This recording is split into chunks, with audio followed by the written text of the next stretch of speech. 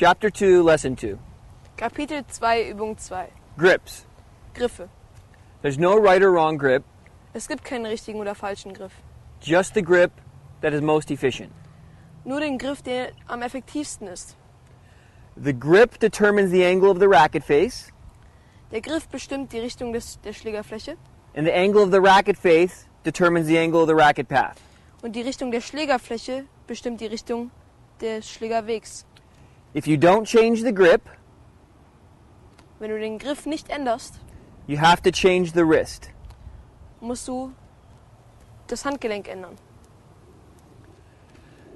The bottom of the racket has 8 sides Der Schlägerboden hat 8 Seiten and is circular. und ist ein Kreis. That's 360 degrees. Das ist 360 Grad. Each side of the racket changes the face 45 degrees. Jede Seite des Schlägers ändert den Schläger um 45 Grad. The top edge of the racket is number 1. Die obere Stelle des Griffes ist Nummer 1. Over one side is number 2. Eine Seite rüber ist Nummer 2. The side of the racket grip is number 3. Die Seite des Griffes ist Nummer 3. And those are the numbers we'll use to find our grips.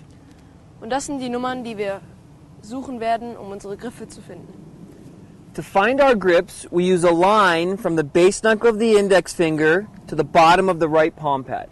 Um unsere Griffe zu finden, benutzen wir eine Linie von dem unteren Knöchel des Zeigefingers bis zur unteren rechten Teil der Hand. If we put that line on the number 1 side, Wenn wir diese Linie auf der Nummer 1 tun, we have the backhand grip. haben wir den Rückhandgriff. Number 2 is continental. Nummer 2 ist kontinental. That's for the serve and overhead. Das ist für den Schmetterball und für den Aufschlag. Number 3 is the forehand grip, Nummer 3 ist der Vorhandgriff. for the forehand ground stroke and forehand volley. Für den Vorhandgrundschlag und den Vorhandvolley. That is for a right-handed player. Das ist für einen rechtshändigen Spieler. For a two-handed backhand, Für eine beidhändige Rückhand. the left hand should be on number 3 for a left-handed forehand. Die linke Hand ist auf Nummer 3 für eine linkshändige Vorhand.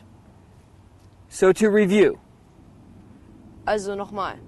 if we put that line on the number 1 side, Wenn wir diese Linie auf der Nummer 1 tun, we have the backhand grip. haben wir den Rückhandgriff. Number 2 is the serve and overhead. Nummer 2 ist der Schmetterball und Aufschlag. Number 3 is the forehand ground stroke and forehand volley. Nummer 3 ist der Vorhandgrundschlag und der Vorhandvolley.